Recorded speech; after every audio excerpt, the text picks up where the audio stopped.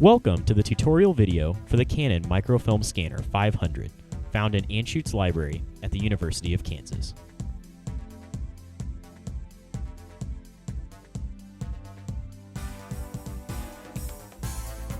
First, locate the power switch on the lower left corner of the machine.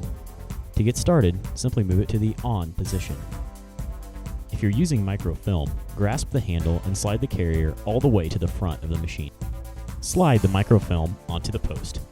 Take special note to align the notch on the reel with the notch on the post, and ensure the film comes off the reel in a clockwise fashion. Grasp the film and carefully slide it under the first black wheel, the glass,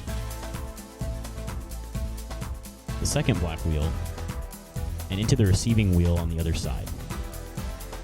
Nudge the film onto the wheel until you feel a bit of resistance. Finally, press the blue button to cause the film to wind on the receiving wheel. Now, you're ready to view your microfilm. Using the handle, slide the carrier back until it's under the lens. Using the wheel on the control pad, you can advance or rewind your film until you reach the page you need. If you hear some loud whirring sounds at this point, don't worry, you haven't broken anything. That's completely normal. The control pad can also be used to invert the colors of the film for printouts if necessary. The A setting does this automatically. While usually the auto contrast setting will suffice, moving the indicator to the left lightens the printout and to the right darkens it. Use the plus and minus to change the number of copies to print, and the green button to begin printing what's on screen.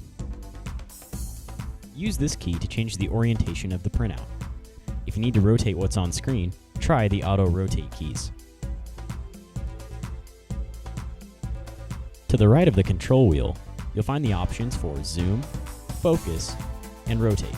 Move through them with the select button. First, let's examine the focus option. The wheel on the side of the control pad can be used to bring the display into focus. If the auto rotate button doesn't get it quite right, try the manual rotate option. Use the side wheel to rotate the display. The zoom option can be used to zoom in on sections of the film. You can move the carrier forward and backward a bit if necessary. You can also use the focus option to refocus the lens. When you're done using the microfilm, rotate the control wheel to the left, causing the film to rewind and launch back onto the reel. Again, loud noises here are normal. Move the control wheel back to the middle, pull the carrier forward,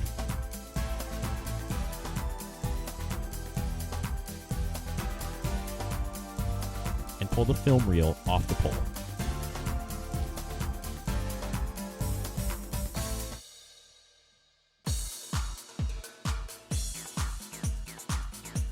If you're using microfiche, first push the carrier all the way to the back of the machine.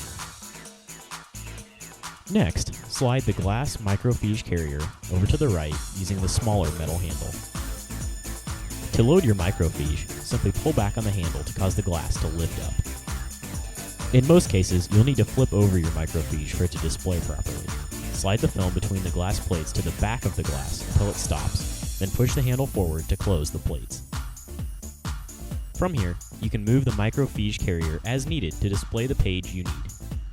All applicable control panel options work the same way for microfiche as they did for microfilm. When you're done, remove the microfiche from the carrier and turn off the machine. Be sure to place your microfilm or microfiche in one of the refiling bins so it can be put back properly.